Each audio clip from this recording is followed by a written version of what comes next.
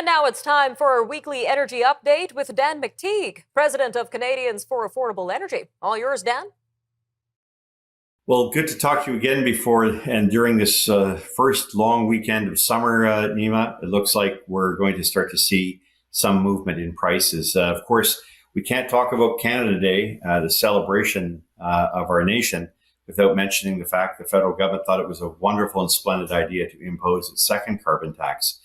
Nima, as we've talked about this earlier, for Western Canada and Central Canada, Quebec, and most of British Columbia, it will not involve any increase in price, at least for the next 18 or 19 months. In the meantime, you will see an increase in ethanol content in your gasoline, which will make driving a little bit more expensive. I say that because, of course, ethanol is not gasoline.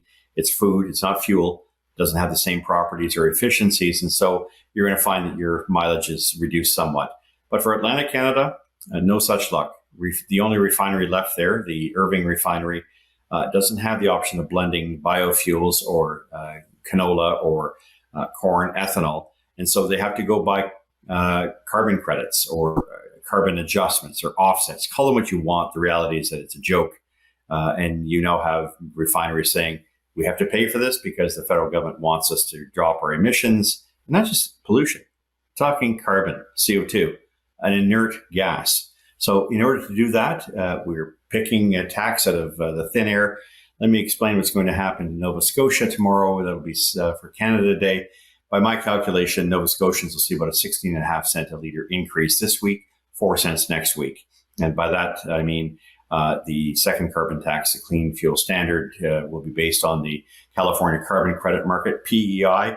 You're looking at about an 8 cent increase. New Brunswick, about a 12 cent increase. And of course, in Newfoundland, you're looking at about a 14 cent increase. Now, some of that may be broken over Saturday, tomorrow, and again added to what happens next week. And as it turns out, Nima, next week, we're now finally starting to see the effects of what happens when markets really wake up and realize that there's a supply crunch out there. And all this, this nonsense over possible recession and interest rates and Chinese demand and, the Strategic Petroleum Reserve, that all comes to an end. And then we're now starting to see oil making its way back, slowly but surely recovering.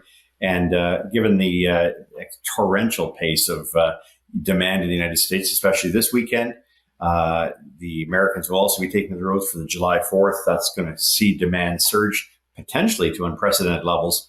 It looks like the game is over, and the negative nabobs and the short sellers are going to get burnt once and for all, and we're going to start to see prices going up. The timing, therefore, is not good for the federal government to impose the second carbon tax, especially in Atlantic Canada, who for the second time have followed the lead of us here at Canadians for Affordable Energy.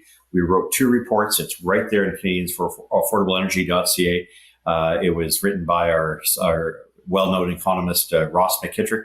We warned that these prices would have a devastating effect on the Canadian economy and on consumers. Well, that's now at hand. And just like C-18 and the censorship bill that was brought by the guy I had to sit with in the House of Commons for 4 years, Pablo Rodriguez. But nevertheless, I digress. Take my personal stuff aside. You now have the unfolding of yet another example of where this government meddles and where it winds up hurting Canadians. These folks have the Midas touch in reverse. Everything they touch turns to garbage. And unfortunately for Canadians, especially those in the MTV, the Montreal, Toronto, Vancouver area, it's a tough lesson to learn, but you're going to pay for it. And perhaps next election, we won't be as willing to sacrifice ignorance in favor of what we can no longer afford. So next week, I think we're looking right across the country, Nima, at a much higher price for gasoline, on average 5 cents a litre. So let's start with the the Vancouver coast. You saw prices come down in BC, Vancouver to the 198 range tomorrow. It'll be back up to about 204, 205 next week. British Columbia back in the 170s. Alberta 150. Saskatchewan staying where it is to the high 150s along with Manitoba. Ontario, you're looking for prices to move back towards $1.63 from where it is today at the $1.58 range. And of course, Quebec, always 11 cents higher than that. And the Maritimes, where your average price increase week over week is now going to be guaranteed 10 cents a litre. And if that weren't enough, watch what happens to the markets throughout the week as we continue to see upward pressure on price. I believe oil will pick up $3 to $4 a barrel for WTI, pushing us to $73 or $74 a barrel, and very close to $80 a barrel as reality finally sets in that the cutbacks in oil production and the surging demand is a recipe for much higher prices. Anyways, enjoy the first weekend to all you and your viewers here, Nima, and we'll be talking next week. Lots to look out for ahead of the long weekend. Thanks for that, Dan. Again, that was Dan McTeague, president of Canadians for Affordable Energy. All right, stay tuned. We'll be taking a look at the crypto markets right after the break, so we'll be right back after short commercials. Stay with us.